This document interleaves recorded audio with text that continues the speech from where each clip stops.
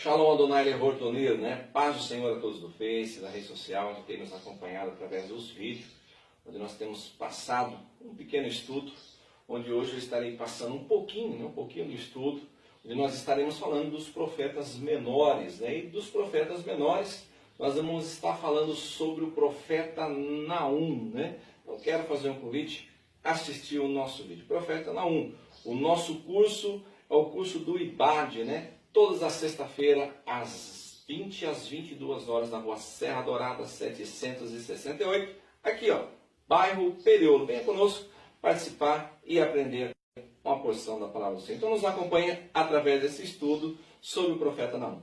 Fiquem com Deus e Deus abençoe. Saúdo a todos com a gloriosa paz do nosso Senhor e Salvador Jesus Cristo. Aqui é o pastor Eduardo Munhoz, mais uma vez através da rede social, né, do Facebook, trazer um pequeno estudo onde nós estamos aprendendo sobre os profetas menores. Nós falamos sobre Amós, falamos sobre Oséias, Miqueias, Obadias, e agora nós vamos estar falando também sobre o profeta Naum, né? Um grande homem de Deus, por mais que ele escreveu apenas 3 capítulos, né? Um livro pequenininho, mas uma grande mensagem ele nos trouxe através desses 3 capítulos: o poder de Deus, a misericórdia de Deus e o tratamento de Deus com aquele povo, né, aquela nação que se levantou numa ira tremenda contra Judá. A gente vai ver também Judá, né, que estava tremendo de medo, né, em relação ao povo assírio que estava vindo ao seu encontro. Já tinha conquistado já Amon, né, a cidade ali de Tebas, que fica ali na capital do Egito. Eles já tinham conquistado, tinham arrasado essas cidades, né, e eles estavam agora então, da mesma forma de conquista que eles fizeram ali, destruição estava vindo para cima de Judá. Samaria também já tinha sido conquistada, uma profecia que os profetas já estavam avisando faz tempo para o povo do Reino do Norte, né, o povo de Israel, que viria destruição sobre Samaria, sua capital, e realmente veio através dos assírios. Então agora a próxima conquista dos assírios seria então Judá, né? Judá, então ali eles com certeza estavam tremendo e temendo de medo. Mas aí Deus, com a sua infinita misericórdia, resolve interceder e botar um fim naquilo. Então a gente vai estudar sobre isso. Quem foi o profeta Naum, né? O profeta Naum não tem muita coisa na história, não tem muitos documentos que vai nos dizer e comprovar realmente se ele era da cidade de Eucós. Muitos dizem que ele era eucosita, né, ou eucocista, por causa da cidade de Eucós, mas não é uma referência assim 100% que nós passamos para você que está nos assistindo, porque essa cidade de Eucós não foi achada nos documentos, né? Muitos dizem que talvez essa cidade, que ficaria de 40 a 46 quilômetros de Nínive, próximo a Galileia, seria a cidade então chamada Cafarnaum, porque Cafarnaum no hebraico quer dizer aldeia de Naum ou vilarejo de Naum. Então muitos dizem que este nome Cafarnaum foi dado por causa do profeta Naum, a mesma cidade que Jesus morava, né? E passava e fez grandes milagres. Mas é claro, meus irmãos, eu não quero afirmar para vocês 100% que a cidade que o profeta Naum morava era Cafarnaum. Nós sabemos, assim meio por cima, que diz Eucós, e Eucós provavelmente seria então a cidade de Cafarnaum nos dias de Jesus. O nome Naum, né, do profeta Naum, quer dizer conforto ou consolo, que realmente foi isso o que o Senhor trouxe para Judá enquanto estava atemorizado por causa da Síria que estava ascendendo.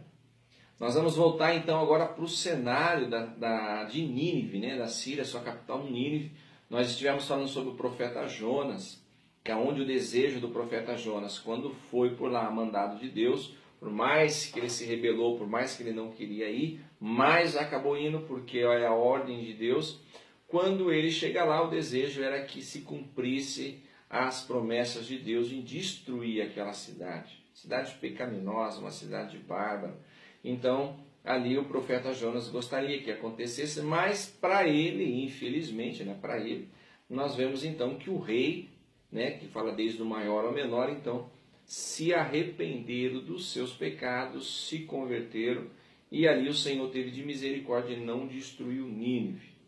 Agora a gente vê 120 anos mais ou menos depois desse acontecimento de Jonas, nós voltamos ao cenário de Nínive, só que desta vez não havia misericórdia para o povo de Nínive. Por que não havia misericórdia? Porque o Senhor já tinha falado, o Senhor já tinha dado oportunidade, já tinha dado chance, mas infelizmente o que o povo estava fazendo ali, então não tinha como Deus ter misericórdia e sim entrar com juízo para eles. Então o juízo já estava determinado, o juízo já estava decretado para o povo ali então de Nínive, que é aí onde a gente vai a conhecer a história.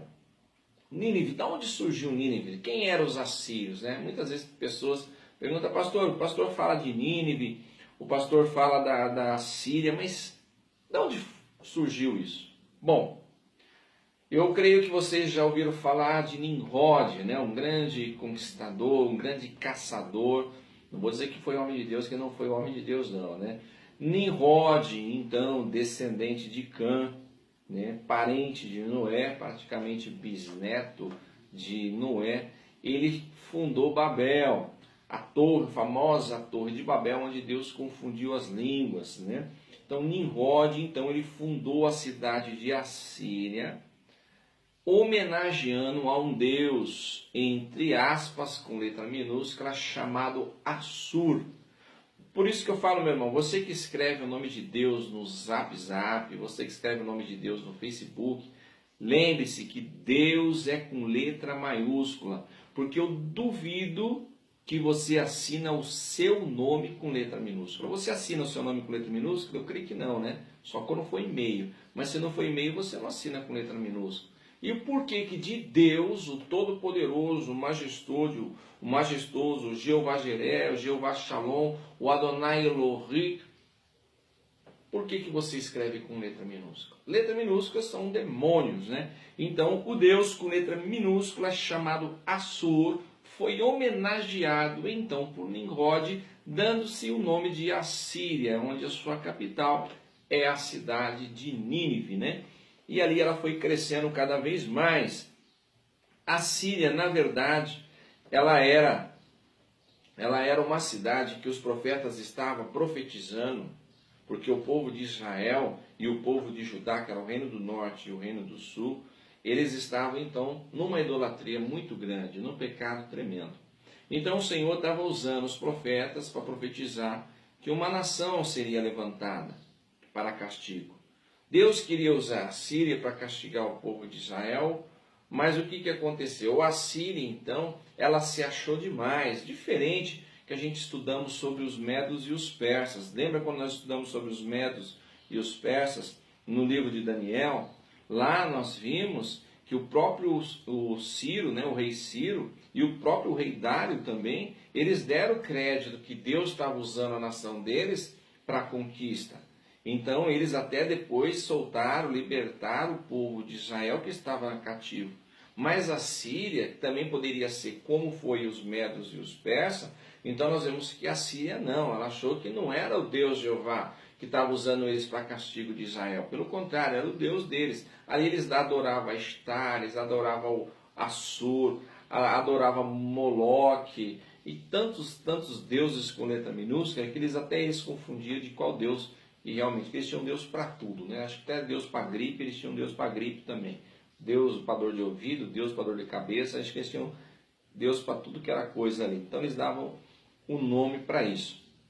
Então eles se prevaleceram. Então Deus pegou e viu, é claro, o que eles estavam fazendo, porque eles tinham conquistado Amon, que é uma cidade onde a sua capital é Tebas, ali no Egito. A maneira, a crueldade que eles fizeram nessa cidade do Egito.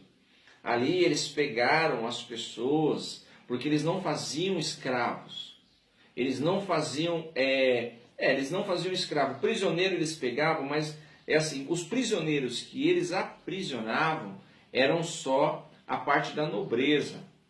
Os príncipes, né, os reis, só a parte da nobreza. Esses eles levavam, então, para a Síria, para Nínive, para eles fazer barbaridade e crueldade. Lá, para vocês terem uma ideia, eles arrancavam a orelha com a pessoa viva, arrancavam os olhos com a pessoa viva, arrancavam a língua com a pessoa viva. pegavam a pele, tirava a pele da pessoa viva e pendurava a pele da pessoa em muros e nas suas tendas. Imagine pegar a pele de um ser humano, de uma pessoa, arrancar dela viva e colocar em tendas e colocar em muros. Isso é pura maldade, sem contar que eles então também arrancavam a cabeça dos seus inimigos e brincavam como se fosse um futebol, faziam brincadeiras com a cabeça dos seus inimigos. Já as pessoas mais pobres, quando eles invadiam, eles matavam todos, né? Matavam a fogo. Inclusive aqui eu tenho um documento cuneiforme que foi achado, um documento escrito na época do próprio rei se gabando, da sua conquista. Isso não está na Bíblia, isso é um documento cuneiforme que foi achado. Foi achado depois nas suas escavações de 1844, 1843, 1851 também. Foram tendo várias escavações e aí eles acharam alguns documentos cuneiformes feitos em pedras, né, de argila, que eles escreviam ali. E graças a Deus, se fosse feito no papel, tinha se perdido, né? E nenhum desses documentos foi achado a seguinte escrita, o seguinte documento: 600 guerreiros abati com espada, 3.000 cativos queimei com fogo, não deixei nenhum deles vivos para servir de refém. Kulai, que era o governador, como eu falei, o pessoal da nobreza, né? Seu governador capturei vivo, seus corpos empilhei em montes, os seus jovens e moços queimei no fogo. Kulai, o seu governador, eu esfolei, e sua pele estendi sobre o muro da cidade de Damdamusa. A cidade destruí, devastei e queimei com fogo. Então esse é um documento achado nas escavações em Babilônia, né? Então nós vemos aí a crueldade que esse povo tinha quando eles conquistavam as nações. Eles saqueavam, roubavam ouro, roubavam a prata, incendiavam a cidade, casas, e fazia essa brutalidade com as pessoas que ali estavam. As mulheres que eram grávidas cortavam o seu ventre, arrancavam a criança e muitas vezes costuravam gatos e cachorros pequenos, filhote, dentro da barriga dessas mulheres. Crueldade no máximo. E é claro que Deus estava vendo isso daí. Principalmente quando eles disseram que eles estavam vindo então conquistar Judá. Como tinham conquistado Samaria também, eles estavam vindo para cima de Judá. Então Judá ele começa a temer, né? Eles ficavam com medo em relação à brutalidade de conquista do que eles faziam, a crueldade. Então é onde Deus começou a usar então o profeta Naum, que quer dizer consolo, que Deus entraria nessa batalha a favor deles, né? Que eles eram para se acalmar, para eles ficarem tranquilos que Deus ia tomar essa bronca para eles. Inclusive no livro de Naum, no seu capítulo 1, do versículo 2 a 7, olha o que Deus fala. O Senhor é um Deus zeloso e que toma vingança. O Senhor toma vingança e é cheio de furor. O Senhor toma vingança contra os seus adversários e guarda a ira contra os seus inimigos. O Senhor é tardio em irar-se, mas grande em força, e ao culpado não tem por inocente. Então o culpado ele não tem por inocente. O Senhor tem o seu caminho na tormenta e na tempestade, e as nuvens são o pó dos seus pés. Ele repreende o mar e o faz secar, e esgota todos os rios, desfalecem Bazã e o Carmelo, e a flor do Líbano se murcha. Os montes tremem perante ele, e os outeiros se derretem, e a terra se levanta na sua presença. Sim, o mundo e todos que nele habitam. Quem parará diante do seu furor? E quem subsistirá diante do ardor da sua ira? A sua cólera se derramou como um fogo, e as rochas foram por ele derribadas. O Senhor é bom, uma fortaleza no dia da angústia, e conhece os que nele confiam. Louvado seja o nome do Senhor. Um Deus tão poderoso, tão maravilhoso dessa forma, que os montes tremem, né? E o mar se desfaz. Por que a gente vai temer o nosso inimigo, que é um ser humano criado por Deus? onde Deus tem com o poder, um sopro da sua boca, de devastar, né? Devastar toda a humanidade. Então, mas o homem, infelizmente, teme o homem, mas não teme Deus. É mais fácil o ser humano temer o homem, que não tem poder nenhum, do que temer a Deus, que tem poder sobre todas as coisas, né? Então nós vamos ver a blasfêmia. Eles estavam numa arrogância tão grande, o povo de Nínive, se achando demais, por causa dos seus roubos, dos seus deleites, né? Os prazeres que eles tinham na guerra, nessas conquistas, o prazer na crueldade, na prostituição, na feitiçaria. Eles praticavam muita feitiçaria, principalmente a idolatria, né, que Deus também abominava muito. Então eles começaram a dizer, e Deus viu a blasfêmia deles. Quer ver? A quem afrontaste? Porque começou assim. Livro de Naum, capítulo 1, 11, né? De ti saiu um que pensa mal contra o Senhor, um conselheiro de Belial. É provável, acerca desse assunto, que o escritor do livro de Reis tenha escrito a seguinte passagem. Veja bem. A quem afrontaste, blasfemaste? Aqui é uma pergunta. A quem afrontaste, blasfemaste? Quem afrontaste, blasfemaste? Então Deus está perguntando, você está afrontando quem? Eu? Você está blasfemando quem? De mim? É contra quem alçaste a voz, ergueste os teus olhos ao alto? Contra o santo de Israel? Ou seja, você está se levantando contra Deus? Você está blasfemando e falando contra Deus? Estendendo os seus olhos para o alto e falando de Deus? Cara, por meio de teus mensageiros afrontaste ao Senhor e disseste, e eles dizendo, com a multidão de meus carros, porque eles achavam soberbo, porque tinham grandes carros, cavaleiros, soldados, né? Subo eu ao alto dos montes, aos lados do Líbano, e cortarei os altos cedros e as suas mais formosas faias, e entrarei nas suas pousadas extremas até no bosque do seu campo fértil. Coitado, né? O anunciador de boas notícias, a Judá, afirmou que esse terrível inimigo estava com seus dias contados. Então, todos aqueles que se levantam contra Deus têm os seus dias contados. Tem os seus dias contados. Não adianta você se levantar contra Deus. Não adianta você falar, não adianta você murmurar, não adianta você xingar. Isso aí é dar murro em ponta de faca, né? Porque Deus, Ele é todo poderoso. Nós dependemos dEle. Você quer ver, teve uma tempestade numa cidade vizinha aqui. Eu tenho certeza que as pessoas que filmaram ali eram pessoas talvez que não acreditam em Deus, ou a sua fé não é tão praticante assim, não pratica tanto sua fé desse jeito. Mas eu vi lá que filmaram o vídeo, eles estavam no terminal, em um temporal tão grande, que eu vi, mostrava assim um carro vindo para o lado, e você não enxergava um palmo, e as pessoas se agarravam nos pilares do terminal, aquele vento forte, as pessoas gritando, e o outro filmando ali no celular. E as coisas que saíam da boca dessas pessoas, sabe o que era? Jesus, tem misericórdia. Sabe por que sai Jesus tem misericórdia na boca das pessoas, e pessoas que às vezes não, dizem que não acreditam? Porque eles reconhecem, no fundo, Ele é o Deus Todo-Poderoso, Ele pode todas as coisas. Não adianta se levantar. Nós temos que crer nele. Então aqui eles se levantaram de uma forma, só que Deus mandou o profeta dizer, seus dias estão contados.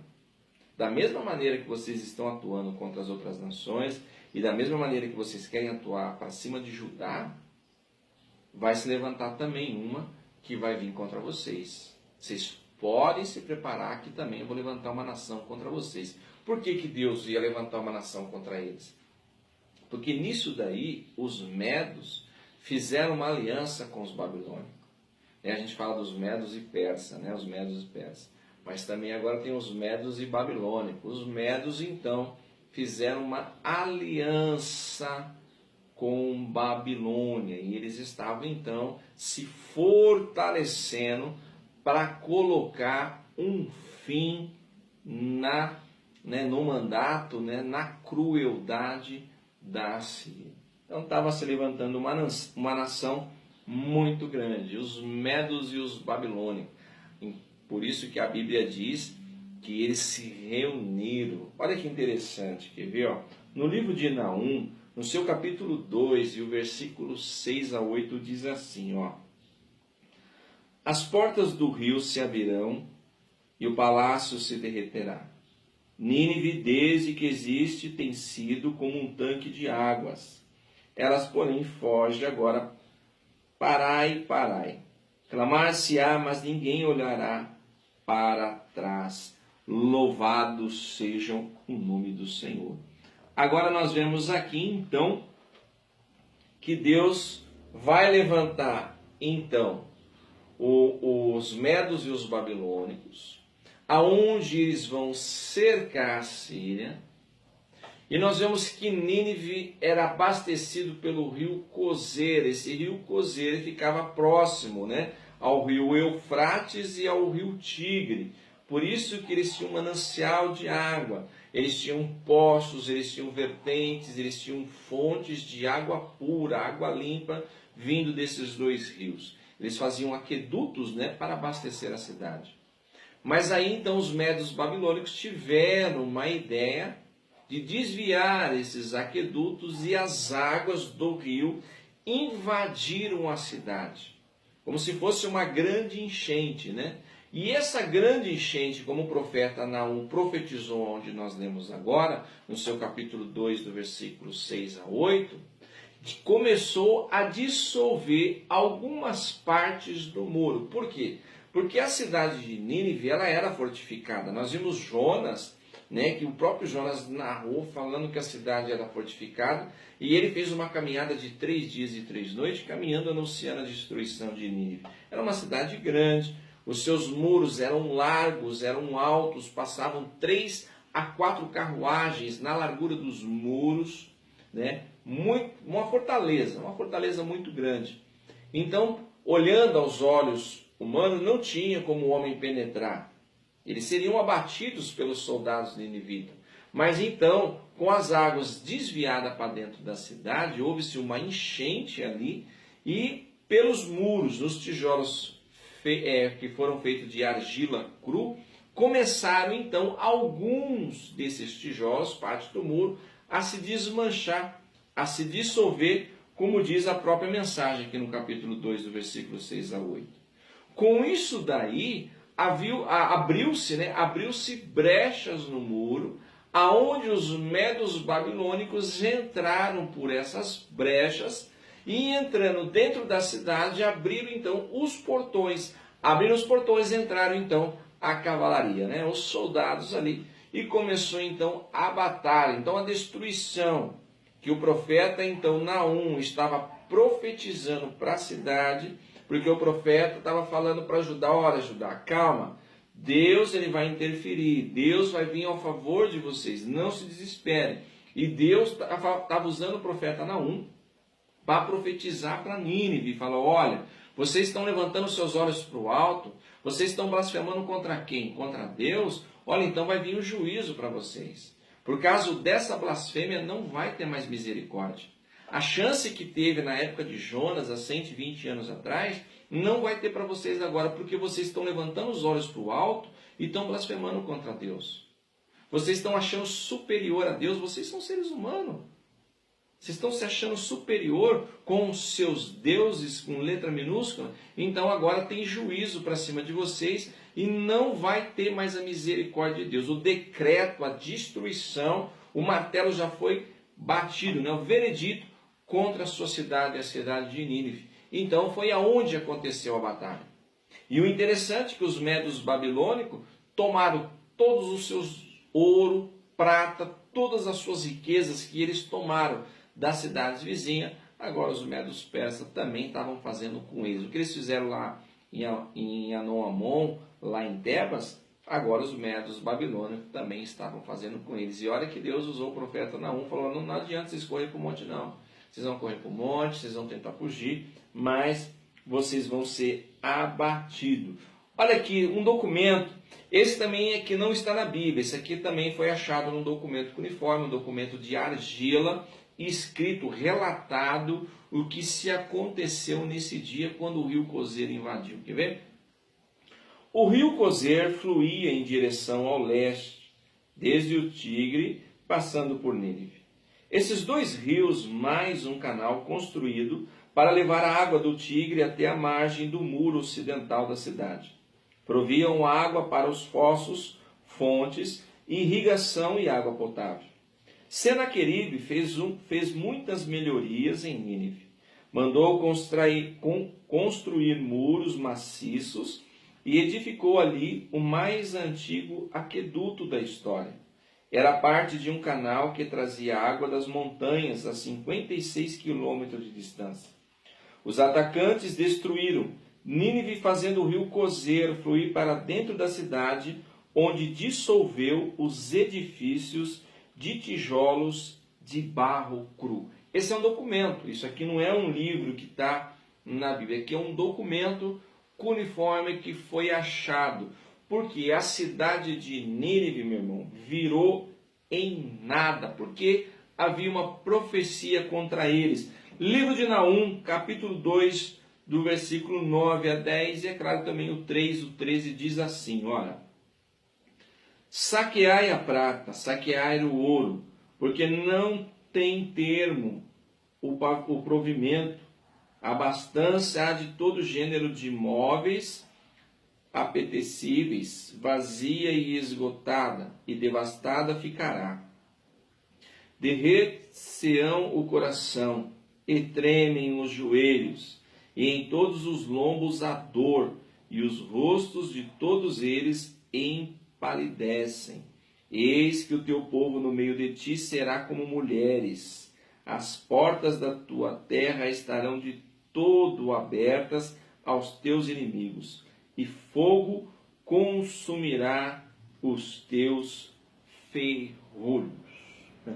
Aí, ó, uma cidade que se achava prepotente, que se achava o máximo, aí Naum profetiza isso. Olha, os homens vão ficar pálidos, vão ficar brancos. É claro que Naum, ele viu no ano de 612, Naum viveu essa passagem, que Naum, ele pôde contemplar, né? Ele pôde contemplar o que Deus fez com a cidade de Nínive.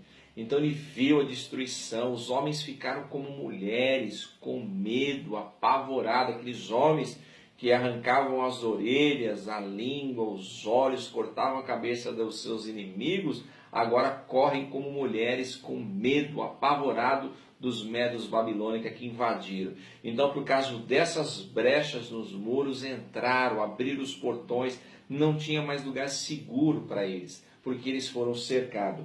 Também, ó, a ironia, porque é o que foi falado, que o profeta Naum falou numa ironia, no capítulo 2, versículo 11 e 12, diz assim: onde está agora o covil dos leões e as pastagens dos leãozinhos, onde passeava o leão velho e o filhote do leão, sem haver ninguém que os espantasse? O leão arrebata o que bastava para os seus filhotes, e estrangulava a presa para suas leoas, e enchia de presa as suas cavernas e os seus covis de rapina. Louvado seja o nome do Senhor. Aí fala mais, ó. Eis que estou contra ti, diz o Senhor dos exércitos, e queimarei na fumaça os teus carros, e a espada devorará os teus leãozinhos, e arrancarei da terra a tua presa, e não se ouvirá mais a voz dos teus embaixadores. Por que que Deus está falando dos leãozinhos, do covil? Por quê? Porque eles faziam a estátua. Lembra que eu falei muito do corpo de leão, pela força, pelo poder, né, autoridade, né, de ir contra a sua presa, né, e também as asas, né, de águia, que essas asas então seria o longo alcance de conquista, e a cabeça do leão, que seria a cabeça então do rei dali da cidade. O que virou a cidade de Nínive com essas destruições ao longo do tempo? Nós vamos ver que ela virou pó.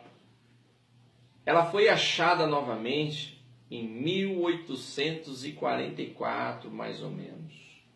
Em 1851 houve escavações, e nas escavações acharam então, estatuetas de leões com asa, que simbolizava a força do Império Assírio de Nínive. Então, quando nós vemos em algumas cidades, alguns países, infelizmente na nossa cidade de Cascavel também tem, infelizmente, digo isso infelizmente, existe um leão com asa, Claro que isso tem uma mensagem subliminar, que essa mensagem subliminar é desses deuses, o deus Malcom, o Malcom, esse deus aí que simbolizava para os babilônicos, para os assírios, para os ninivitas. Infelizmente ainda tem cidades que adoram esses deuses, que acabou virando em nada, ficou debaixo da areia, através de escavações, como eu falei, em 1844, 1851 e 1853 também. Então acharam documentos, muitos documentos cuneiformes foram descobertos, utensílios também foram achados, então, partes das paredes, e nessas paredes acharam os desenhos desses leões e muitos outros que a gente vai estar falando na frente. É claro que Judá, mais tarde, ela foi destruída totalmente pela Babilônia. Nós vamos ver que depois os medos, então, eles saem fora da Babilônia e lá na frente vai se aliar, então, com os persas. Isso aí nós falamos no livro de Daniel. Mas por que aconteceu isso com Judá? Porque Deus livrou Judá de Nínive, da Síria, que estava vindo para cima deles. E por que Deus permitiu, então, que os babilônicos invadissem e destruíssem totalmente Jerusalém, principalmente o templo? Por causa que o povo não se arrependeu. Eles viram o grande livramento que Deus deu para eles, o que Deus tinha feito, mas infelizmente voltaram para a idolatria, Voltaram a explorar os pobres, como nós falamos na lição anterior, fazer tudo que era mal diante dos olhos do Senhor. Aí então Deus levanta agora a Babilônia, A Babilônia, a gente vai ver, vimos alguns profetas maiores profetizando, pois vamos ver alguns profetas menores também vai profetizar, falando então da vinda de Babilônia. Por quê? Agora, como a Síria foi derrotada? Isso foi na Batalha de Carquemes, Então, na Batalha de Carquemes, eu vou só explicar rapidinho para nós finalizar. A gente falamos sobre o aqueduto, os medos, babilônicos. Mas como que aconteceu? Tava 3 nações se levantando. Nós tínhamos então a Babilônia, com o auxílio dos medos. Nós tínhamos o Egito, com o faraó Neco, que estava querendo se levantar e eles estavam querendo dominar. E a Síria, que era a nação dominante. Então a Síria era a nação dominante. Nós tínhamos de um lado então Babilônia, com os medos, fazendo aliança com os medos, e nós tínhamos o Egito, por causa daquela batalha que eles perderam lá em Amon, lá em Tebas. Eles quiseram se levantar com o faraó Neco. Então todos eles queriam conquistar agora a Síria. Tinha a Síria e tinha a Síria. A Síria queria tomar a Síria e vir para cima de Judá. O faraó Neco queria conquistar a Síria, vir para cima de Judá e depois ir contra a Síria. Os babilônicos estavam querendo tomar a Síria e depois ir para cima da Assíria, porque Assurbanipal tinha traído seu irmão. Nome difícil, Assurbanipal tinha traído seu irmão. Então, assim, nisso daí, Nabopolassar, pai de Nabucodonosor, veio a falecer. Nabucodonosor estava no auge da guerra, naquela época ele era um general. Ele volta para a Babilônia para ver o seu pai, que tinha falecido, e deixa os seus generais nessa conquista, onde a gente já falamos, que foi levado Daniel, Mesaque e Abednego, foi levado para a Babilônia. Então Nabucodonosor levou eles lá. Então eles conquistaram Judá, mas não destruíram totalmente, venceram a Síria, através da aliança dos medos babilônicos, onde eu falei, venceram a Síria, e expulsaram Neco de volta para o Egito. Quem ficou nação dominante agora? Babilônia. E Babilônia, mais tarde, como a gente fala no livro de Daniel, então uma grande conquista sobre Judá, destruindo totalmente Judá e o templo ali em Jerusalém. Ficaram 70 anos cativos, depois foram soltos por Ciro. Amém? esse é um pequeno estudo, irmãos. É claro que a gente vai esmiuçar mais além da nossa igreja. Então, o nosso estudo do IBAD, nós estamos falando sobre os profetas menores. Venha conhecer o estudo, venha participar. Pastor, precisa pagar alguma coisa? Depende. Se você quiser o certificado, porque o nosso certificado vem direto de São Paulo, da Assembleia de Deus ali de São Paulo. O nosso curso ele não é nacional, o nosso curso ele é internacional. Nós recebemos uma carteirinha, um crachá de estudante do IBAD, provando que você está fazendo o curso. No final, são 24 livros, no final nós recebemos então um certificado. Mas se você não tem interesse no certificado, aí o valor é R$ 37,00, R$ 35,00 do livro e R$ 2,00 do correio. Mas se você não tem interesse no certificado, só quer mesmo aprender, você não vai pagar nada, o curso sai totalmente gratuito, basta a sua presença lá. Amém? A nossa igreja fica na rua Serra Dourada, 768, no bairro Periolo. O curso do IBAD é todas as sexta-feiras, das 20 às 22 horas, na Assembleia de Deus, Vida Nova. Você é o nosso convidado. Deus abençoe a sua vida. Fique com Deus. Amém? Louvado seja o nome do Senhor. Muito obrigado. Bianca, vem desligar, Bianca.